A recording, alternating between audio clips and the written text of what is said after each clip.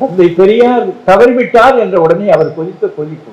அந்த நேரத்தில் நான் கடலூரில் இருக்கிறேன் 73 தொடக்க 73 எனக்கு ஆழமான தொடர்பு பாவாளரோடு உண்டு.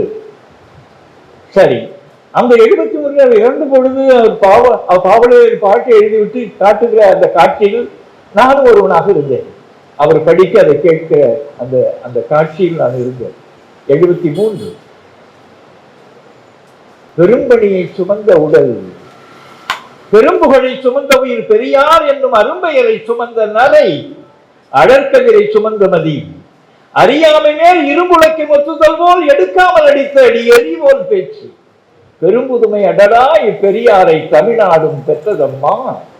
ஒரு அடிப்படையான ஆழமான அன்பில்லாமல் இந்த சொற்கள் வெளிவராது. உரையழகு எவர்க்கு வரும் மணிச்சுரங்கு போல் அவரின் மதிசுரங்கத்து ஒளிந்தெழுந்த மழலை கொச்சை, அணிச்சரம் போல் மளமளன அவிழ்கின்ற பச்சை நடை, ஆரியத்தை துணிச்சலுடன் நின்றதற்கு துவைத்தெடுத்த வெண்களில் தோல்வி இல்லா பணிச்சென்பு அடடா இப்பகுத்தறிவை தமிழ்நாடும் சுமந்ததம்மா. உரையழகு எவர்க்கு வரும் உடல் அழகு எவர் பெற்றார்?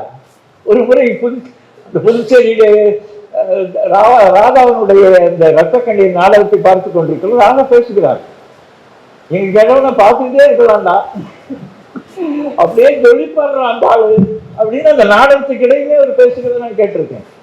உரையழகு எவர் பெற்றார்? ஒளி முகத்தின் நிறைய உடலழகு எவர், உரையழகு எவர் கொண்டு உடலழகு எவர் பெற்றார்? ஒளிமுகத்தின் நிறையழகு எவர் கொண்டு? நாளெல்லாம் பொழுதெல்லாம் நடை நடந்து திரையுடலை நோயுடலை சுமந்து பல ஊர் தெரிந்து தொண்டு செய்த இறைகடலை அடடா இது எரியற்றை தமிழ்நாடும் இழந்ததும்மா.